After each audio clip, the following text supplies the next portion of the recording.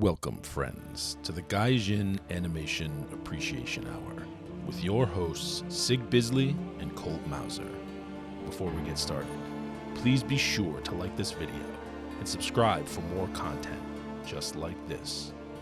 Now, let the animation appreciation commence. The week is finally over. It's Christmas time. I mean, it's only the middle of the week. Well, I guess it's the end of the week by the time anybody's listening to this, but I don't have to go to work for an entire week. So the first time off I get. Week and a half. 2 fucking years. Yeah, except that cow chute you got to build tomorrow. Listen, cows need to go in a chute. I don't have a chute. Well, do the fucking math. Some of us would still consider that work. Yeah, but I don't have to go anywhere. Fair enough. I have different work standards. Apparently. For too much capitalism. Get us canceled. I know.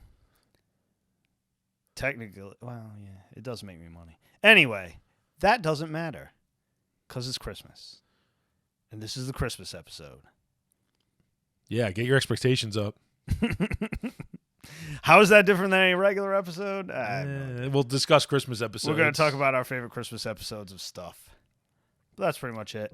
We just finished ARCANE, which was I completely dismissed. I wasn't even going to watch it till somebody else told me it was good. League of Legends adaptation, whatever. Yeah, it seemed like shit, but it was actually very, very, very good. Very good. Extremely good. Like, in this day and age, exceptional. But we'll get into that later. We're going to go over our favorite Christmas episodes. We finally watched a Dirty Pair movie. I mean, I've seen them all before, but we went back. It's good to watch them again. With a critical eye, and there wasn't much there. Yeah, there's not much to critique. Very entertaining. Definitely going to be recommended, but yeah, not a lot going on. It is very simple. But before any of that, the news. Yeah, the news. All right. Yes, you excited? I'm actually excited for the news. There's some good articles here today. All right, so the Muv-Luv alternative anime is going to get a second season. They've done so many of those. Muv-Luv is such a strange franchise because it was like a visual novel. I think I was watching Alternative. I don't remember. Yeah, Alternative was the one with the mechs and the bugs that would eat you. Yes, that was the one. It's getting a second season. Now, I don't know if this is I think it's a sequel to the more recent one. I don't think it's a sequel to the older anime. No, I think that was Total Eclipse. Yeah. I don't keep that up on my Muv-Luv. Me neither. But there's a second season coming out. It is, it's got mechs. It's got some bugs eating people. It's I can't complain. Cool mech action. It's got some etchy stuff going on because it's Muv-Luv. So it's classic. It's got everything you need. Yeah. So basically, hey, second season. That's cool. Check it out. All right, moving on. So in one of the strangest pieces of Gundam-related news I've ever seen, that's saying something. Which I've mentioned before, they're doing a Doan's Island movie. That wasn't a joke. Cannot wait. They're doing a movie based around what is generally considered the worst episode of original Gundam. I like that they're doing it just as a fuck you. And not so much the plot. Like, the actual plot of Doan's Island is actually pretty good. It's actually an interesting plot, so I can understand adapting it. But with the disaffected Zeon soldier and all that stuff. But the animation was just like they farmed it out to 5-year-olds. It's just terrible. I mean, it's not the last episode of Evangelion terrible, but it's pretty terrible. Korea was busy, so they had to farm it out to I don't know, Laos or something. Yeah, who knows? But yeah, it's directed by Yoshikazu Yasuhiko, who's done the manga. He did I don't think he's the guy. Oh Jesus! Now I'm losing my cred. I don't think he's the guy who did Origin. I think he did his own Gundam manga that was a long-standing adaptation of the original. And he was an animator back on the original too. So that's I don't know. It's cool. I just find it fascinating they're doing a movie of it because it's funny. It is fascinating, actually. Only Japan does shit like that. I mean, Kunio Okawara, Kadoki are going to do mechanical design, so, stuff will look well. I've seen a shot of the Gundam, and it looks very Kadoki to me. Yeah. I mean, it could just be a newer Okawara design, but you never know. It's true. It had a lot of extra lines on it, a lot of extra panel lines, a lot of extra like text. Yeah, which is very Kadoki. I don't know that they've confirmed yet who the cast is, but yeah, I don't know. I'm actually excited for this. Any UC Gundam stuff, I'm always super stoked on. A little bit of original Gundam, get to see the original. I'm assuming Toru Furuya is going to be in it. Like, I mean, I would fucking Dude, hope Japan is a whore about keeping original voice actors. Oh, absolutely. It's unfortunate that Bray's voice actor has unfortunately died. Yeah. Somehow one of the few people in Japan who's susceptible to lung cancer. It happens. It happens. With that level of smoke. 2022 looks like it's early summer 2022. That's when it's going to be in theaters. So, who knows how the hell quickly you'll see it. Hopefully fast. But yeah, I'm into it, man. We might see stuff earlier just because, like, maybe Netflix or somebody they might pick it up and might stream. You know what I mean? Well, it could be like Hathaway, right? Like that came out kind of right away. So yeah, it did. We'll see. Which excited me. I'm interested. I'm actually excited just to see it. Well animated, some more Gundam. Plus, I got to flesh out a movie, so there'll be some cool stuff in there, man. Be some good mecha porn. Oh, definitely. Anyway, moving on to something else that's pretty cool. Rurouni Kenshin is going to get a new TV anime. Huh. That's a weird thing to bring back. Yeah. Because it was kind of wrapped up, satisfactorily. Well, apparently they started to do a continuation or a side story. I don't know. I haven't looked into it enough. There's a manga. There's like a manga continuation they started a couple years ago. And then it went on hiatus when Nobuhiro Watsuki got like... Me Too'd or something? Kind of Me Too'd. It was some allegations. I don't know that they ever went anywhere. It was, some stuff from back in the day. I don't think he ever gotten big... I don't know. He's back, so I don't... There's not a lot of stuff that's really Me Too'able in Japan. Like, it's kind of... Yeah, I think it involved Nansuri, but I don't know that it was ever confirmed. And let's be fair here. Japan's kind of into that, which let's not talk about it. Isn't like the age of consent like 13 or something? It's something ridiculously young. Yeah, so... whatever. But yeah, it's coming out. Now, what I don't know and cannot tell, and, again, maybe if I could read Japanese, I would know. Whether this is just an adaptation of the new manga, or whether it's going to adapt some part of the original, or whether it's just going to do the whole thing over again. Honestly, they should just do the whole thing over again, personally, because the original was kind of a shit show and it never fully adapted it. It's true. It kind of fell apart after Shishio. Like it did. Yeah, I would like to see that. So I'm into it. Check it out. I mean, I have the whole original run of the manga. Probably dig it out and reread it again. I would like to reread that. It's pretty good. Now you mentioned it. It was a good one. I liked it. And it's like, it's 28 volumes. It's kind of perfect. Yeah, it's 28 volumes is when things like Naruto hit like a time skip. Yeah, exactly. Or One Piece is just, I don't know. Whatever. They haven't even left the freaking East Blue yet. It's true. But yeah, like I like a nice, short, tight, I'm not going to comment on that. Ew. Nice, short, tight. I didn't say anything wrong there. Yeah. Anyway, that's going to be coming out.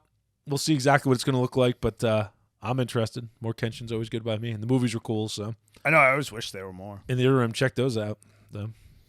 The only good live-action adaptations of anything ever. Not the only, but yeah, damn near. It's the best, probably, for my dog. For sure. All right, so I got some... It's not bad news. It's just, goddamn, why you taking so long news. Dr. Stone is getting its season 3, because you're damn right it is. It's not going to premiere till 2023.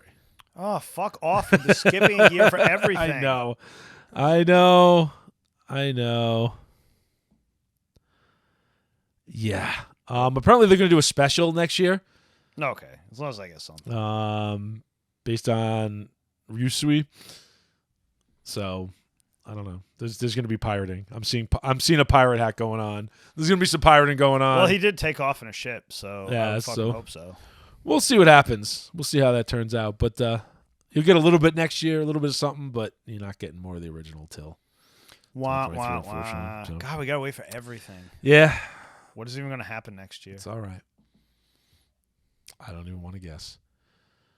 Moving on, in more not sad news, but Hero Academy, My Hero Academia, whatever you want to call it, is entering its final arc in the manga. I never thought that's one of those like shonens. I thought they would just keep beating on forever in March, and now it's the creator, Kohei Horikoshi, is saying like within a year it'll be done.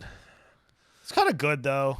I hate when they go on forever. Tight stories, one thing I wish Japan did more of is you do your tight story and then you can always come back to it later. And I wish they came back to it later more. Like do a time skip, do a different side story, set something else in the same universe. Like it's one thing they don't do enough of sometimes, especially with manga. Like they just kind of move on, which that's okay. But how often does a mangaka's like second creation after a huge success go somewhere? And it happens. Don't get me wrong. And God, Rumiko Takahashi, how many fucking manga did she have that blew up? She's a fucking juggernaut, man. Like freaking Yurusei Yatsura, Ron 1/2, and Inuyasha. Like, get out of here. It's already too much success. Wait, there's another one too. There is another one. I don't even remember what it is. Fuck, I was just looking at it today. Regardless, crap. A lot of success. Yeah. Some people could just. So anyway, Hero Academy's kind of drawn to a close. Again, that especially is that kind of universe where like they could just keep doing more. But then again, I thought the same about Tiger and Bunny, and it took them how long now to do more of it? Which they're doing more of it, thankfully. But good God, that was like the original. Come on, Japan. Superhero for hire. You know what I mean? Yeah. Well, they were sponsored and like exactly. There was rankings and stuff. There's a lot of similar elements going on there. Mm-hmm. The story itself is not really the same at all, but. And the main character certainly isn't because it's kind of like the opposite thing going on. But, it's old guys. Yeah. That's why I kind of liked it. It was old guys. But anyway, just, now it's semi-confirmed that it's probably about a year from the end, which means, the anime will lag behind that, but. Forever. Yeah.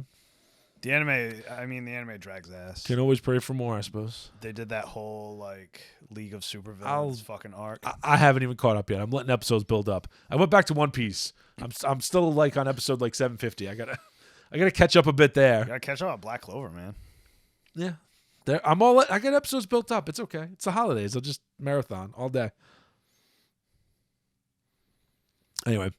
Yeah, this week I'm going to finish up all the anime from this season. So then next week we do the wrap up. Yeah, man. Sounds good. Season, bitch. Year-end wrap up, baby. It's coming. I think there's new Goblin Slayer this season. All sorts of new stuff this season. It's going to be another pretty good season, I think. Yeah, man. 2 in a row. Anyway, ain't the preview episode, so I'm moving on. Demon Slayer. Once again, dominating like it does. So savage. Mugen Train, first anime film to top the annual DVD chart in 12 years. Wow, that's crazy. 12 years. Sold 460,000 copies on Blu-ray. Whew. Only behind Frozen in 2014. That's pretty good. That's pretty damn good. So yeah, it sold over 1 million copies of Blu-ray and DVD combined in Japan. So, Demon Slayer, man, crushing it. Like, it's coming out on Tuesday in the U.S., by the way. So that means it actually came out yesterday. So it is now available. Now that you hear this, it is now available in the U.S. on Blu-ray and DVD. So, check it out.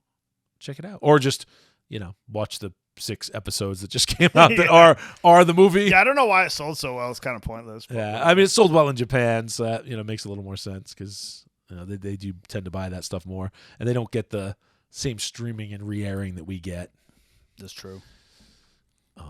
Shitty streaming. That's just I just always like pointing out how Demon Slayer crushes it all over the place. It is a weird anomaly, like it is, especially since like the original manga is kind of like the bare bones version of what they did with the anime, and the anime just like took it to the next level. Yeah. Which that's what I've heard. I haven't read the manga. It's really cool. I've only looked at little bits of it and I haven't read it, but that is what I've been told. And looking at the little bits I've seen and the comparisons, that's correct. Makes sense. That is correct. I suppose I could buy that giant box set of the whole manga since everybody else in the world bought it. We were just talking about it. I'm tempted to buy it. I gotta start buying up One Piece because I really do want to read the manga. Everybody says it's the best thing ever. Yeah, just to compare with the anime. And anyway, moving on. Dark Horse. So Dark Horse got sold. Dark Horse I heard Comics that, yeah. To the Embracer Group. That sounds terrible. I don't know. Yeah, I don't know much about the Embracer Group. All those little comic companies being sold to other companies is terrible. I'm sure it's going to be terrible. Yeah, so I guess Mike Richardson and Neil Hankerson. I don't know. I knew who Mike Richardson is because he's been the CEO and he's the Dark Horse guy, right? He's been there for forever. They're keeping 20% of the shares. The other 80% are going out. Apparently Richardson's going to continue to lead the company, which I don't know. I mean, Richardson, I don't know. I don't know what his deal is. Like, Dark Horse has definitely had its woke issues and bad writing and bad everything issues. Yep.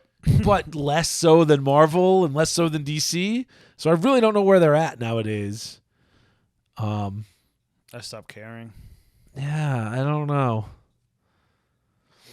So I don't know. I mean, I'm interested to see what'll happen because if it's bought out now, maybe it'll get prodded to make some money and do what people want instead of I'd have to look self-immolating. I'd have to look into the company that bought it. Yeah, I don't know much about him. EVS did a stream about it, but I didn't watch it. So yeah, I don't know. I figure he would probably know a little bit about what the hell's going on. Usually when those usually it's like they're just shitty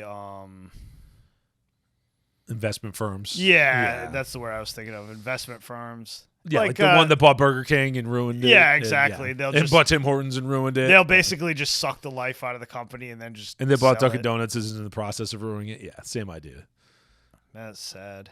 It is sad. Dunkin' Donuts used to be ours, man. I know. Tim Hortons was like Canada's thing and completely like gutted by a... That's what they did where my dad worked. Look at the power plant. Yeah. Some shitty investment firm bought it. Yep. That's what happened to Toys R Us. Like, sucked the life out of it. And Toys R Us was still making money, but it didn't matter because there were so many debts that got levied on them by the investment firm that bought them, specifically to throw a bunch of debts on them. Like, they just got toasted. I mean, they're coming back now, but... shitty fucking way to make money. Yes. Yes, it is. It's just so, like, short-sighted. You know what I mean? And welcome to the anti-capitalist pocket. No, I'm kidding. That's not what we do around here, but capitalism has its failings, and that is certainly one of them. Incentivizing shitty behavior like that. It's not capitalism's fault. These people are just short-sighted. Well, it's fully unregulated capitalism's fault. Yeah, yes and no. Yeah. I think if these people weren't morons, like there's only so many companies you can suck the life out of. Yeah, but it doesn't matter. That doesn't affect the individual that does it, so they don't care. I guess. You see what I mean? You know what infects the individual? You see what I mean? A bullet. That doesn't solve all your problems. This isn't actually The Matrix, which is the next thing we're going to talk about. I don't want to talk about The Matrix. So apparently, I bring this up because these are the most Japanese responses I've ever seen because, Japanese creators don't tend to really shit on other things. Like, that's just not really what Japan does. They tend to keep their mouths shut. They're very sneaky because they're professionals. And they're very sneaky about criticism if they're going to do it. It's almost like that, damning with faint praise. Yeah. So both Oshii and Kojima had, like, super stock thoughts about it. Like, oh, it's returned to its roots. And, although Oshii basically said, like, if it doesn't have Keanu Reeves and Carrie Moss, it's toast. Basically. That's very Oshii being blunt about, like, yep. Yeah, this movie wouldn't have worked without the two of them. Yeah. Which, that's kind of damning with faint praise. Kojima, he just thinks it's the greatest thing ever. But Kojima likes anything that, has pseudo-intellectual stuff going on because true. That's his stock and trade. But I can't shit on Kojima too hard because Metal Gear Solid 2 may be the most prophetic video game ever made. That's true. Disturbingly so. I remember watching like the end of that game, like a half hour long, and I'm like, this doesn't make any sense to me. This is ridiculous. None of this, I don't get it. It's not going to happen. And then like, here we are, almost 20 years later, and it's like, oh, damn it. I should have paid attention. I should have known. But anyway, you can go look up what they had to think about it. I have never been less excited for anything than I am for The Matrix movie. Yeah, I don't know. I mean, look, the second one could have been good if the third one was good. Like, the second one fully hinged on the third one being good. And then the third one was not good. The first one was fine. And the first one is fine as a standalone story. It's a good standalone story. Which is good. It's not a good story. It's fucking terrible. But it has enough like rule of cool in it that it's like a classic. You know what I mean? Well, yeah, there are a lot of flaws. The story is amazingly terrible if you think about it for like 30 seconds. Don't think about it too hard. At the end of the day, they should have just left it the fuck alone. And I know this one's been dividing people because I know some people do like, they're going to like this new movie, right? They're going to like The Matrix. I don't think it's going to be as well liked as the new Spider-Man because that seems to be fairly universally liked. But I've heard it's amazing and probably see it this week. Yeah, definitely got to see it. But this one, I don't know. I just thought it was interesting. Japan. They have that good, typical like, deadpan. Yeah, take on it. So, I like it. Anyway, that's all I got for the news, man. News is over. It's time to move on. Let's talk about ARCANE. Let's talk about ARCANE. So, one of the least likely sources I ever thought right. of good writing was a League of Legends, adaptation, spinoff, whatever, on Netflix. With one of the protagonists being, a girl with pink hair and a side shave. Like, that just screams bad writing, and this isn't going to be good. Yet it wasn't. Yet it was actually really goddamn good. Surprisingly so. Surprisingly so.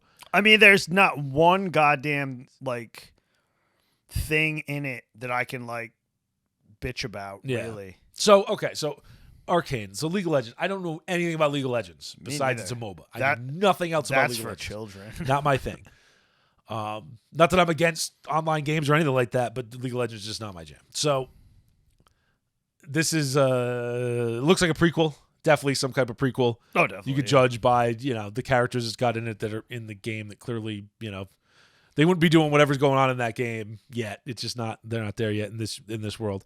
It's 3D animated, but it's got a very good style. They spent some money on it, yeah. So apparently they used, like, Riot used the games. They used their usual animators to do it. So, it'd be like if Warhammer was doing a series and they used their normal animators. Yeah. I mean, they kind of did that when they went and scooped everybody up. But, same idea, right? Like, if you're used to working with the studio and they can do it, like, bring them in to do it. Like, don't do the Warcraft thing where, like, they have all these awesome animations in a studio that gives a shit, and then they go and do a live action movie that no one watched or gave a shit about. China watched it. No. But those days are over. Those days are over. So ARCANE, two protagonists, which that doesn't always work, but it works out here. You got Jace and you got Vi. Jace is like... to do that, you have to actually be a good writer. So. Jace is like some mix between, like, I don't know, freaking Tony Stark, but younger. He's like a kid. It's like kid Tony Stark mixed with, I don't know, some sort of Chad. Some sort of hyper Chad. And, Vi is the pink-haired girl with the side shave. Starts out where she's like they don't really say her age. I'd say she's like 15-ish. She could be anywhere from 14 to 18 in the original, like early teens episode. So there is a bit of a time skip. So there's 3 episodes. There's 9 episodes total out. There's going to be another season not out for a couple years. Thanks, 2023. Jesus Christ. So the episodes are like 40 minutes-ish a piece. Some are a little shorter, some are longer. But there's 3 episodes that take place when Vi's younger and Jace is younger, and then they jump forward 8-ish years, 8 to 10 years. They're all old. For the last 6 episodes, and that's when it really starts to pop off. So the whole idea is you got this city where, you get the elite living high on the hog, and you got an undercity, like a city of thieves going on, and they're separated by a bridge or a couple bridges. And, what is his name? I keep thinking Daxter. That's not going to work. Vander. So you got Vander, who's running like the Undercity, basically, and he secretly works with the council that runs the upper city. Yeah, he works with the cops.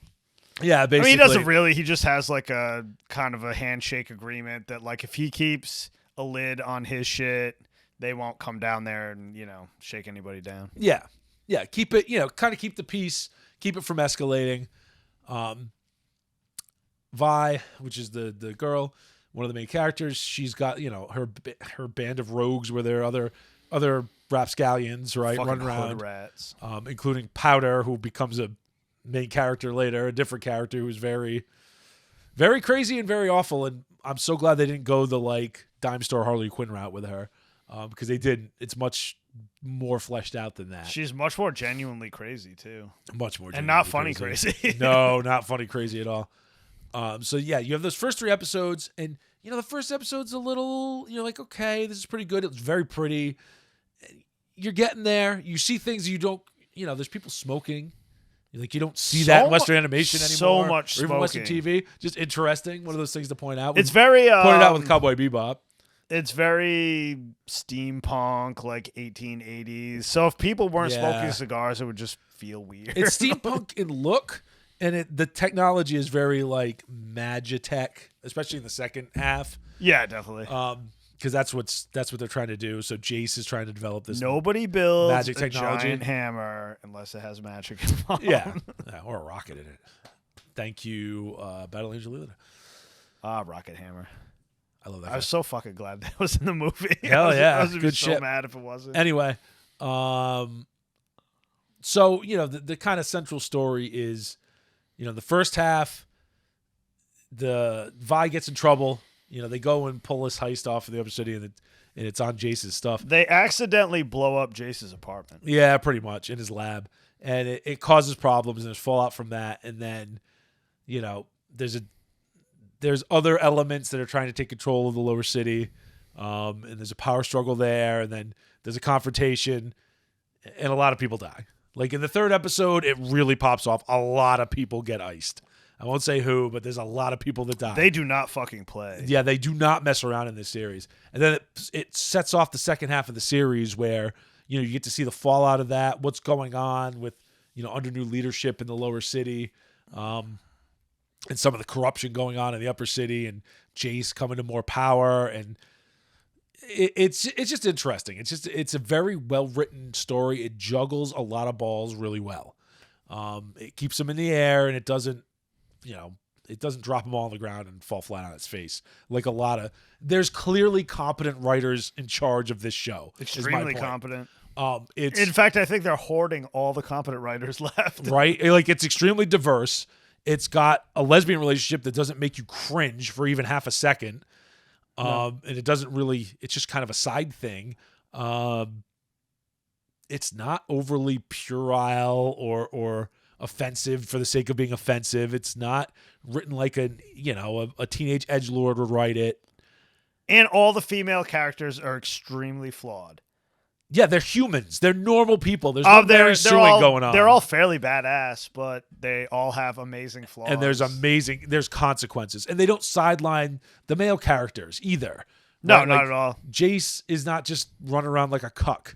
No. Like, he's a bit naive, but he learns the game so fast. But he learns from his mistakes, and he does work. It's fucking fantastic to watch. And there's a lot of awesome side stories and a lot of awesome side characters. There really is. Like, you could kind of make a side story about any of those characters, and I would be in. It's clear, after watching. So we watch The Lord of the Rings every year. We just finished The Two Towers. It's clear that they really cared about Lord of the Rings. The people that made Lord of the Rings, obviously, Peter Jackson and company. It's clear that the people that made this are the people that actually give a shit about the lore behind. Like, I know nothing about the lore behind the game, but the people who wrote this clearly gave a shit. Yes, definitely. Like, a lot. And they're very good at what they do. It's kind of amazing that something with that aesthetic would be so well written. You know what I mean? Because, like, immediately you're like, oh, God, this is going to be like Feminist Nightmare number 27. It's like, not at all. No, not at all. And even with I'm not going to say butch, but like a very tomboyish main character, because God forbid you have tomboys Actual anymore. tomboys. It works. It works. And, the characters are complex. The decisions are complex that they have to make. And they're not. And there's like so much gravity. Yeah, there's and consequences. There's emotional weight to everything. Yes. You actually care. Like, when something happens, you're like, oh, shit. Yeah, like there's serious oh shit moments like all the time. Yeah, which you don't get a lot anymore. Everything's just kind of like bland. Yeah, for Netflix especially, I am shocked. Like, yeah, they really shocked. just let them do whatever they wanted. And I don't know, it's exceptional. My only real bitch is, and we've said this before, is the music is just It's too modern. It's modern, it's generic. all this like modern, like electronic dance shit. I just don't like it. I don't think it's actually poorly chosen or anything. I'm sure some people will actually enjoy it a lot. It's just not my thing. It's not my thing. It doesn't work for me. I would rather like an old school kind of, orchestral soundtrack. Yeah. Because that's like the kind of generic go-to. It's not that it doesn't fit though. Like I get it. It's fine. It's just not my thing. It just doesn't. It's too modern. It would not be my number one choice. What else? What else do you want to say about Arcane? It's like my only criticism. It's nice to like watch something where I don't hate the characters. I can get into the characters. I actually give a shit when people die. Yep. And like they have to make decisions that are like savage. You know what I mean? And you like there's like I said, emotional weight. That doesn't happen very much anymore. Yeah, especially in the second half. In the second half, there's a lot of decisions that are just, there's no good choice. You just can't. It's just least worst stuff. Yeah, it really is. The dialogue's good. The side like I said, even the side characters dialogue are is good. Like I expected it to be super cringy. No, the dialogue. I didn't catch a single line of cringy dialogue. I didn't catch a single cringy anything, which still blows my mind. No, even the implied lesbian relationship is not. It's not. They don't go there. There's no random sex scene for no reason. They don't sexualize anything, which is like really nice. Well, except for there's a lot of side boob. They really enjoy that. I enjoyed that. I think that's more of a character design thing. I think everybody enjoys that. Sure. That's the mark of a good character designer. They obsess about like one silly thing, like Kwan's legs. But yeah, it's I don't know. It's an interesting. It's much like Warhammer or anything else where like. It's not anything that hasn't been done before. It's got all the elements of a million other things. Oh yeah, but it's put together in a very, in an interesting way, and it's extremely well executed. It's like good shonen, right? One of the best things I've seen in a long time. Yeah, the writing is Western excellent. Stuff anyway. You know what I mean? I'm genuinely shocked, and I'm really looking forward to another season. I know. I wish I didn't have to wait fucking forever. I know, 2 years once again. Brutal. But. God, the fact that Netflix did something good is still. I mean, Netflix doesn't always screw up. Usually, they do well when they keep their hands out of stuff, and I'm assuming they kept their hands out of this one a lot because it looks like it was just the game studio basically being able to pick their stuff and do what they wanted to do. Now, I didn't look deep into it to see if that's the case, but it feels like they kept a lot of control. Oh, definitely. It's like the stuff you see on Warhammer Plus, where like clearly that's Games Workshop keeping their iron grip on it because. They're not going to let it go completely woke or. It was crazy because there was poorly. there wasn't one goddamn thing. Like you could tell they like. Usually there's like some. Whenever there's a show like that, there's like one thing. You know what I mean? That they'll just slip in, like just some like phrasing of something or some kind of stupid buzzword. Yes. You know what I mean? There wasn't one.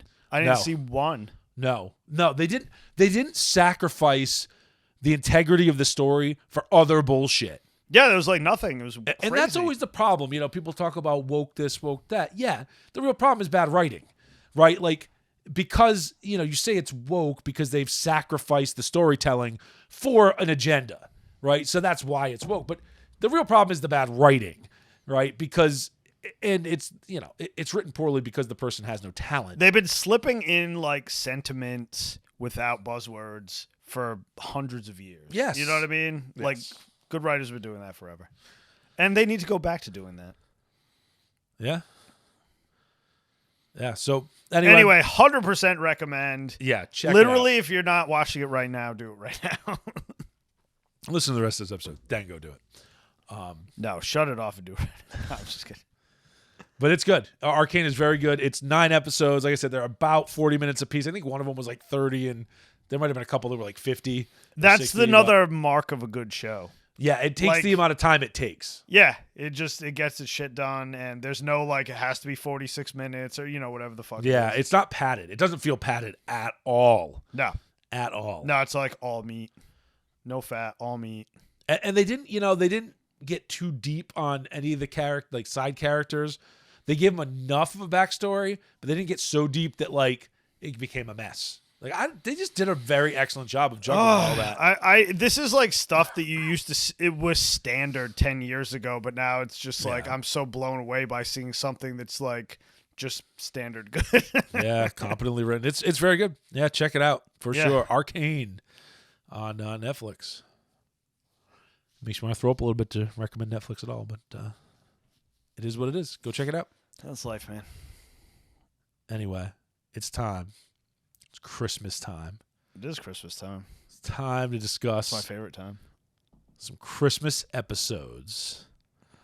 So I'm going to do 2 honorable mentions first, and then we'll go into a top 5.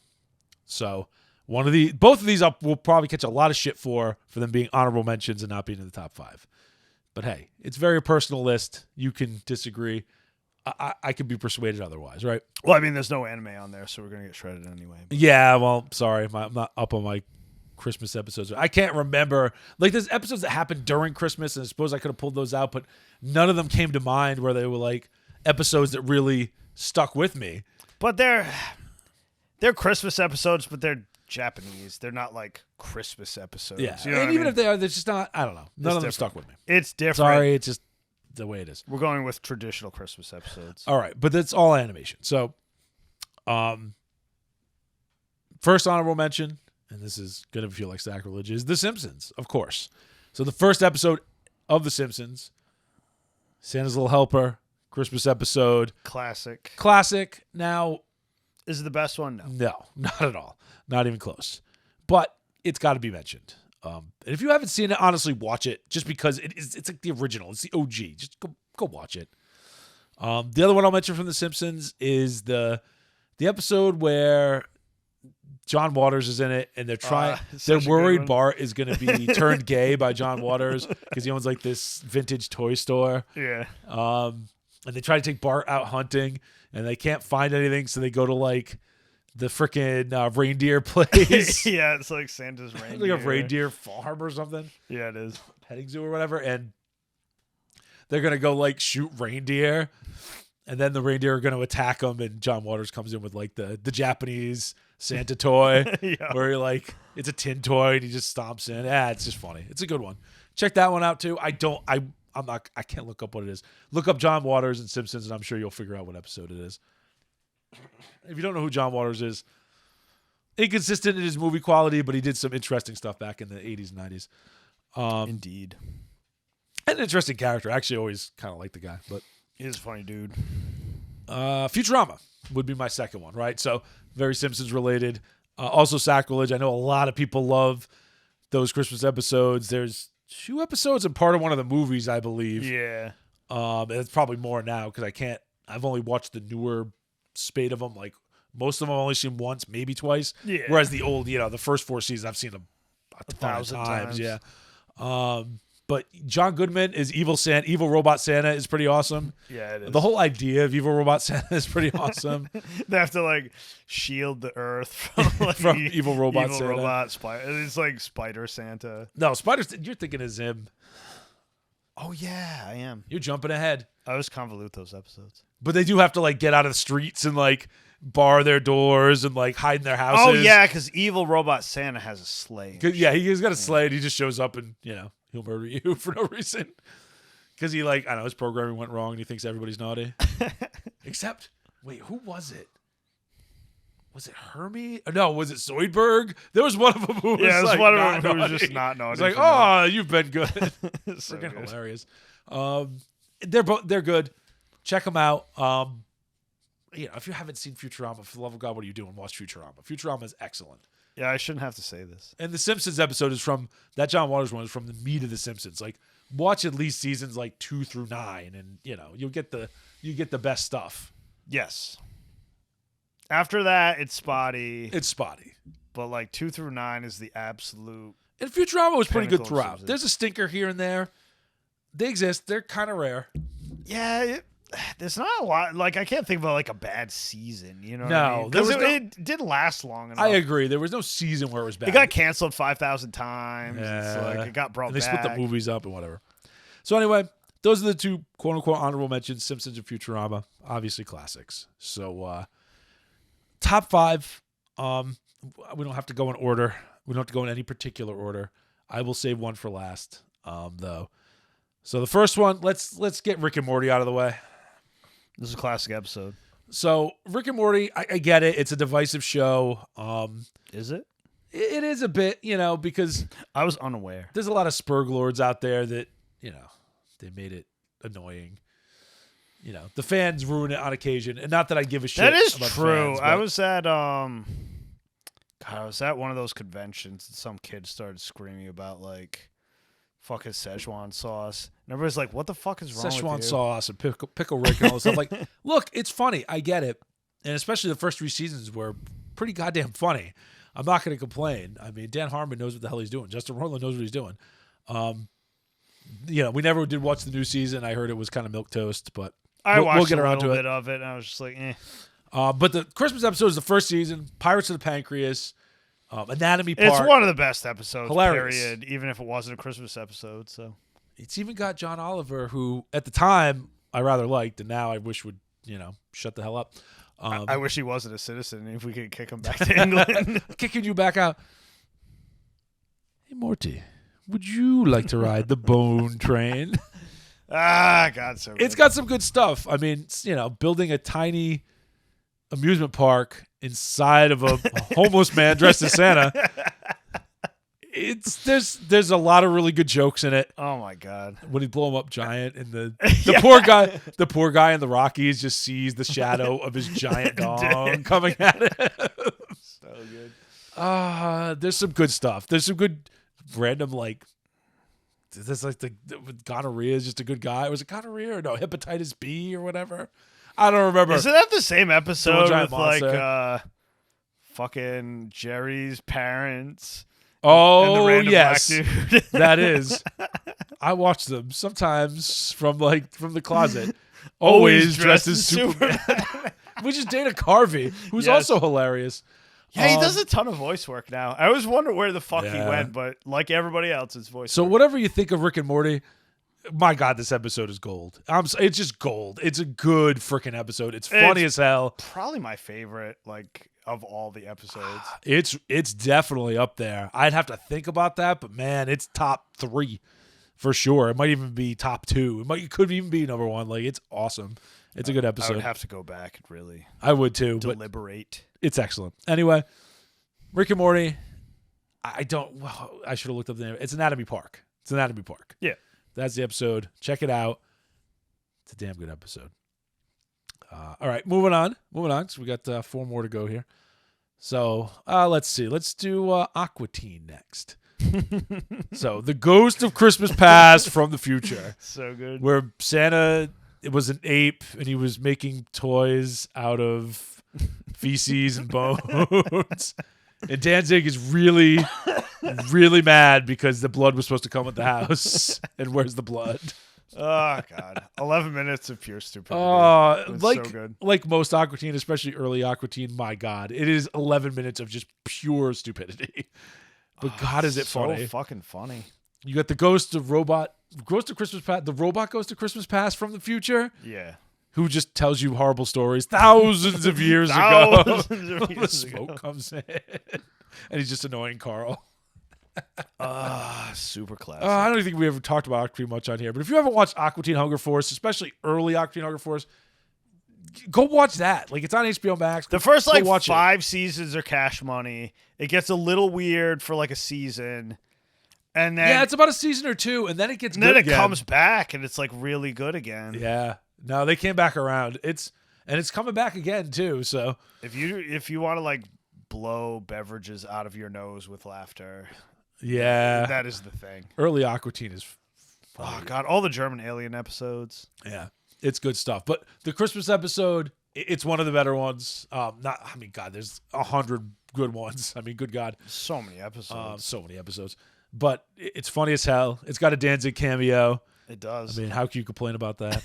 And if you don't know who Danzig is, for the love of God, look up who Danzig is. The Misfits, Sam Hain, and Danzig. Yep. And get knocked out by that random guy because Danzig is kind of an asshole, but his music's good, so go check it out. Most people whose music's good are assholes. Yeah, it's kind of the thing, right? It's the nature of the beast. Anyway, the robot goes to Christmas Past for the Future. Funny shit. Check it out. All right, so next up, I think we'll stay on Adult Swim here. We'll go Metalocalypse. Oh, that's a good one. This is one with fucking. It's what's his face's mom and Dr. Roxo. So Metalocalypse is about the fictional band Death Clock, who is what if the biggest band in the world. It's like, what if Bill and Ted's was real and the biggest band in the world instead of Wild Stallions was this random metal band full of dysfunctional assholes. Random death metal band. Random death metal band. And they get, I'm not going to say tricked, but kind of tricked into doing a Christmas episode. Yeah. I think, isn't it Murderface's fault? Because Murderface is the one who gets tricked into it. And he I drags believe everybody so, into it. yeah. They have to do like a Christmas special, and they have all their parents on. Oh, my and God. most of their parents are awful. And it ends up with fucking Dr. Roxo. Swizgar's mom. like, servicing Dr. Roxo. Servicing Dr. Roxo. Mom, no. And if you're wondering who Dr. Roxo is, he's the rock and roll clown. He does cocaine. He's basically... he's David Lee Roth. He's David Lee Roth. In a clown suit. In a clown suit. And he does cocaine. A disturbing clown suit. Yeah, it's... Again, much like ARCANE, this is actually one of the longer episodes. Because most of Metalocalypse is those same 11-minute episodes. Like this 11. is the season where they're like half hour. They're not really half hour because of the commercials, but they're half hour like episodes. 22. It's just funny, man. It's a funny episode. Oh, God, it's so funny. I think it's the third or fourth season. It's also on HBO Max. So yeah, it is. I highly recommend you check out Metalocalypse in general. It's also coming back with a movie, and there's actually a through line and continuity with Metalocalypse. So if you like it, like it's got an overarching story going on. Everyone was so mad that they wouldn't like finish it because they basically got to the point where Brendan Smalls, like the guy who created it and did everything. He did whole movies too. If you're ever a fan of that, like he said, I need 5 more episodes to wrap up this entire story, and those motherfuckers would not do it. Yeah. And then Viacom got there, like, basically bought the whole thing. And they're like, make the movie. So now, this is the only good thing. Pay attention. This is the only good thing that happened when, like, 4 companies bought all of entertainment. Yeah. We get the end of Metalocalypse. That's it. That's the only and more venture. You get more venture. Which we're going to go to next. So Metalocalypse, check it out. Now we're going to move on to... This always flops between this and the last one we'll talk about are the two. The Krampus. The Krampus. So Venture Brothers. A very Venture Christmas. It's actually a special episode, so it's not even a full half hour like Venture usually is. And it's minutes. Super early. So the animation is crazy. Super early. It's first season. And it's like first half of the first season. So Venture Brothers, also an excellent show. For the love of God, it's like the most boutique show. It's written by 2 guys. Voiced mostly by those 2 guys. Right. The writing is phenomenal. Like good. Like it's just the writing is just extremely good. It's extremely on point. It's been on point for forever. There's no bullshit. No weird bullshit. It's well, there's a lot of weird bullshit, but in a good way. Yeah. They definitely have all the themes that woke assholes would love, except it's hilarious and they do it correctly. They do it correctly, and it's it started off as kind of just a send-off of Johnny Quest. Which, have you ever seen Johnny Quest? It's just a very cheesy 60s, like, adventure boy style show. If you're super fucking old and you've seen Johnny Quest. Actually, Johnny Quest, that's like shit my parents watched. Yeah. And then they replayed it in the 80s when I was a kid, so I've seen it. So, I don't think they replayed it in the 2000s, though. No, I don't know. I don't think so. Maybe if you were watching, like, Boomerang or something. So, anyway, Venture Brothers, excellent show in general. I mean, it's so goddamn good. Just watch it. But 15-minute episode, and it's a Christmas episode. And these are things you got to know about it. So one, there's Tiny Joseph, a villainous guy whose only job is to be Tiny Joseph and plant a bomb in the manger. The little tiny, manger that someone would have in their house to set up and put the little baby Jesus in the... Yeah, he pretends to be...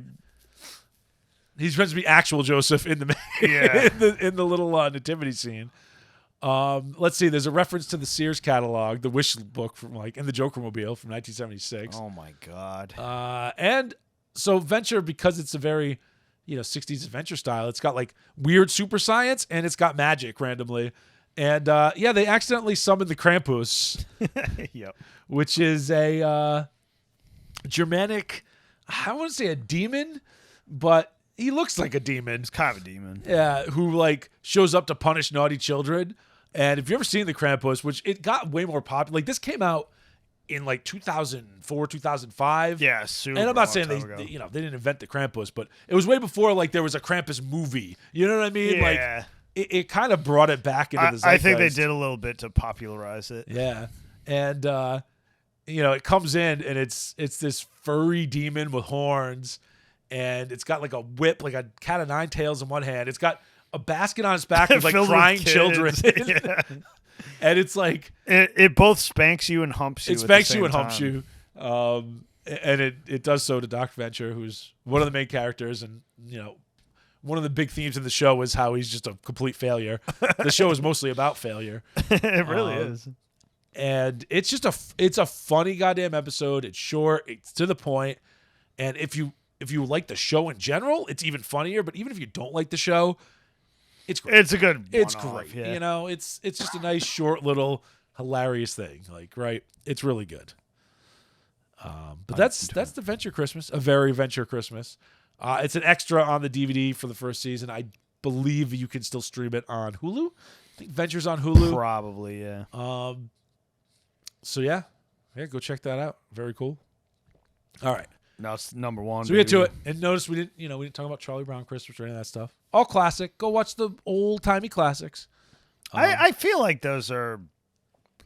They're so Frosty the Snowman. They're so ubiquitous, like it's pointless. The Grinch, obviously. I'm not going to tell you to watch any of that shit. You should know about this, and you should be watching it. We're going to do Invader Zim, which, strangely enough, it was, until Enter the Florpus came out, it was the last Invader Zim that existed. Yes, the very last episode. The very last episode is a Christmas episode, and it's absolutely fucking hilarious. It's the best Christmas episode. Oh, my God. One, Zim in general, again, it was one of those things where, like, the fan base heard it a little bit in the mid-2000s because it was all, like, Hot Topic edgelords. A la Rick and Morty. A la Rick and Morty. Similar arc there, although Zim is better written. Oh, God, yes. More consistently better written, personally. No, it is, definitely. Ewan Vasquez kept more of a tight grip on that. He did. Which is good. Rick and Morty, they relied too much on the writer's room. Rick being an asshole. Yes. You know what I mean? That's part of the problem. That was my big bitch about the new season. I watched like the first few episodes. It's like, oh man, this again. Yeah. The first episode Hey. of the last season. No, wait a minute. Right. The first episode of the last season, they'd literally done like 3 times before that. Yeah. You know what I mean? Like the exact thing. Like, yes, fucking Morty gets his like comeuppance. Come on. Anyway, back to Christmas episodes. Back to Zim. All right. So, yes, it's got Professor Membrane. So Zim is about, of course it does, an alien trying to take over Earth, but he's incompetent. Everybody's an idiot, and it's just kind of hilarious. It's kind of like now where everybody's an idiot. Yeah, and people aren't just idiots; they're like absurdly stupid. Like the school is spelled SKOOL in the funniest way. It's hilarious. So anyway, and Dib is the only sane person. Yeah, Dib is like the human the human boy trying to stop him, and very like trying to be Fox Mulder, right? It was totally X-Files. Oh yeah, totally. So, Professor Membrane, which is Dib's father, and he's like super scientist guy. He is friend of the Earth, enemy of Santa. He's really mad at Santa because he didn't bring him something one year. Yeah. And the whole framing of this is like in the super future where like a robot Frosty the Snowman is telling children a story about the worst Christmas ever. Yes, it is. And Zim gets the idea that like people will do anything for Santa and for presents, so he like makes a Santa suit. He like pumps Santa knowledge into a goo, into like an AI goo. goo. And makes a Santa suit for himself, and then eventually that there's some blowback on that because it like actually takes him over and makes him super jolly. Yeah, it does. So he has this evil plan to like, subjugate the whole Earth, and wackiness ensues. Right? There's a Jingle jail. There's an actually strong Jingle jail. Oh God, Minnie Moose is there for the first time. Yes, he's been there. Don't worry about it. It's the original Minnie Moose. Just a floating moose who comes back from the movie, by the way. Which, if you've seen any Zim, you may have seen Enter the Florpus, because that was the one that was on Netflix more recently, and it was freaking hilarious. I thought it was really good. This is the original, like the end of the original, right? We did a whole episode on how it like restored my faith in humanity. It did. You should go check that out. But this Christmas episode is phenomenal. Like, it's my favorite Christmas episode. What do they have to lose? One of the kids criticizing the general story structure. It's a little meta. And then the snowman like basically takes him, shoves him in a drawer, and like stuffs him under the bed and continues his story. Get out of here. It's so amazing. Zim is so good with those visual jokes. Yeah, so it's funny. all like subtle, but it's so good. But again, another thing you could check out on its own. I honestly don't know where the hell Invader Zim is streaming by itself. Like, Enter the Florpus is on Netflix. I don't think they have the series. Who has a Nickelodeon? They stuff? might. It's Viacom. I think it's gotta on be HBO, right? either Peacock or Paramount Plus. I think it's Paramount Plus. Maybe the Nickelodeon. Either stuff. way, it's regardless. Track it down. It's solid. Invader Zim is good stuff. You should check out all of Invader Zim because it's hilarious. But the Christmas episode is way up there, and it's my favorite episode. It'll bring a smile to your face and to your heart for Christmas. To my heart. Anyway, those are our top 5 Christmas ones. I probably would put Zim at the top of the list. It's my favorite. I'd probably put Venture second. After that, it's kind of a grab bag. Rick and Morty probably third.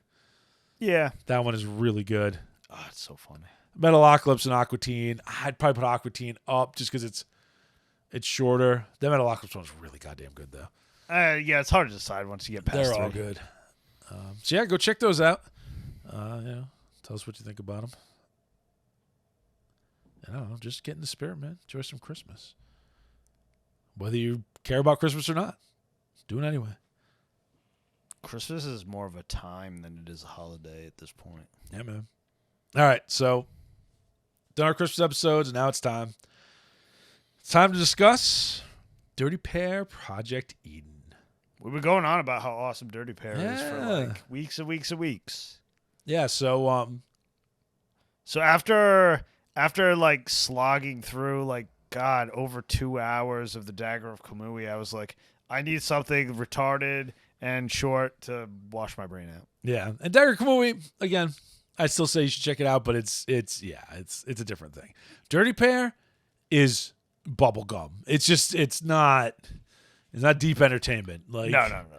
It's kind of ridiculous. I mean, the basic setup is you have Yuri and Kay. They're kind of space cops. Space cops. I mean, I don't know if they're technically cops, but they act like space cops. I think they're like a private security. I think that's company. what it is. I don't think it's quite space cops. I don't think they have like actual space cops. They're just like a private. Look, how they even have a job after the crap they pull all the time. I have no idea. So the basic premise is, look, it's 80s, man. It's like it's two hot babes being cops in space. In space.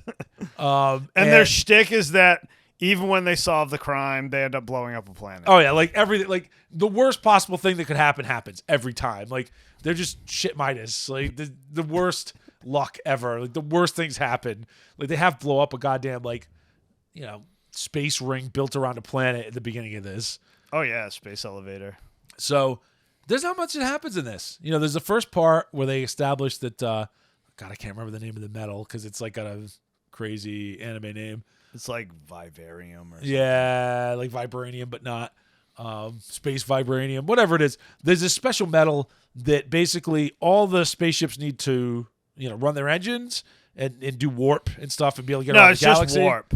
Like that's how they warp stuff. Well, and it's also they coat the ships with it for strength. That was the other thing they said it did. Fair enough. So it gave them warp drive, and it allows them to, I don't know, their ships don't get blown up while warping. Yeah. So anyway, they there's a bust where they're trying to buy some illicitly procured stuff, and then they're like, haha, we're the police, screw you. And then a bunch of stuff blows up. And then they get another job right after that. Even though they blow up that entire ring around the planet, which probably costs I don't even want to know. Billions of trillions of dollars. Trillions and trillions of dollars. More than Build Back Better, that's for sure. So anyway, they get another job, and it's to go to this planet where they mine all this metal and, figure out what's going on, because there's a couple plants that got attacked by these weird alien creatures, right? And there's two different countries that co-own this planet or whatever. There's one country that basically mines this metal. Yep. And there's another country who wants to start processing it. Yeah, and refining it. The other country is just we export raw materials. And the country that does the raw materials is the capitalist portion of the planet. Yeah. And the one that does the refining is Soviet Russia portion of the planet, right? They're very communist. Very commie. State run. They never really say they're communist, but they're state run versus private enterprise. That's the implication you get. Definitely. Not that it matters that much. It really doesn't. So the part of the planet that wants to, or the country that wants to do the refining, and is, more collectivist, I suppose, is blaming the more capitalist side for sabotaging their stuff. You're sabotaging our stuff, so I don't know, you can get a leg up because of your filthy capitalism, right? And that's the implication. That it'll obviously make it worth more for you and whatever. Which is not happening. So the Dirty Pair shows up to solve the mystery. And, it involves... I won't say too much more because I could literally explain the rest of the plot in about a minute and a half, because there's not much else that happens in this. It involves a scientist trying to make hot babes. Yes, there's a mad scientist. There are... The metal is not just metal. It's it's almost like oil, where it used to be creatures. Yeah, it's how oil is made from fossils. Except they're still dormant and they could be awakened. Still fossils. And there's a whole bunch of stuff about evolution and whatever that doesn't really matter. It doesn't matter at all. He's basically, and he's so dumb that he at one point mistakes the Dirty Pair that are there for creatures that have somehow evolved, and not realizing that they're just regular freaking people that had showed up. Yeah, he thinks he finally succeeded in making hot chicks. What the hell is his name? Carson V. Carson or Carson D. Carson D. Carson, the thief. The thief who shows up. The protagonist and male love interest. Yeah, he's a good side character. He's pretty funny. He had some interest and some tension to it. But not much happens in this. So anyway, pretty based, man. What do you think? What do you think about Dirty Pair Project? I think that sometimes I just want to watch something that's very entertaining and very stupid. And that's what it is. For fun. There's a lot of cool action scenes. There's a lot of just random fan service. Not too over the top with it, but there's a lot of random fan service. The art is great. It has a ton of good fan service. A lot of great designs. I love the futuristic style. Awesome sci-fi designs. The aliens are great. All the crazy, orbital platforms and garbage are awesome. Yeah, very cool. And that very 80s style. It has it's got that same... If you've watched our review of Exzel 1, I go on and on about how I love that color palette. It's the same color palette. Fucking love it. But yeah, it's fun. Sometimes I just I want to watch stuff that's fun. It's much like the rest of Dirty Pair. It's just stupid fun. It has a solid story. Everything makes sense. Yeah, nothing's it's very weird. clear, simple story. You don't have to fucking think about it too hard. No, but it's fun. No, it's good. It's good. I don't know. I don't have too much to say about it because I don't have anything to complain about it. It's an hour and a half. It's just silly fun. There's no... Don't think about it too hard. If you think about it too hard, you've already fucked up. Yeah. It's not the kind of thing you get you don't overthink it. There's some cool ideas in it. Don't get me wrong about evolution and whatever else. They throw enough of that in there and you be like, oh, that's kind of neat. It's enough of a little interest. But yeah, it's entertaining, man. I like it. And I don't know. Hopefully there's going to be, I think they're doing a remaster. Yeah, they are. I don't know if they're doing just the series, they're going to do the movies or both or whatever. I imagine they'll do all of it. I'm hoping so because it looks like it's just the one series, 26 episodes, and then the three. It's a super OVAs. classic franchise that I would love them to do more of. Yeah. So yeah, check it out. Dirty Pair, Project Eden. There's 2 other movies too. Just watch all of them. Yeah, just check them all They're out. all good. They're all equally good. And they span a decent amount of time. Like this one was like 85 or 86. Another one is 85, 86. There's one that's like 90. I think the series is late 80s, early 90s. Yeah, it is. Then there's a remake or a redo or a sequel, or I don't know, that's like later 90s I don't remember. that exists. Yeah, I just check it out, man. Dirty Pair's fun. It's one of those like obscure franchises that's like really good. So they'll get to Crusher Joe to go even more obscure because they're just a spinoff of Crusher Joe. But Crusher Joe's out on Blu-ray, man. I know I got to pick it up. It's on You sale. have to watch I it. think Rice Stuff has it on sale. Make that Christmas order. We'll do it. Yeah, you gotta get it done. Anyway, I don't have much else to say about Dirty Pair. It's just entertaining. Check it out. I honestly, I hate to say so little about something, but there's not much to say about it. It's very simple. It's very straightforward, and it's just a simple action. Well, I mean, flick. if we said any more, we'd ruin it. So just watch it. Yeah, agreed. Anyway, it's Christmas vacation. Everybody have a lovely holiday. I'm going to enjoy my week off, and we will see you next Friday. Yes, sir. Peace. Well, that's all for today, everyone. We'd like to thank all of you for tuning into another episode of the Gaijin Animation Appreciation Hour. Please remember to like and subscribe, and may your entertainment be always, well, entertaining.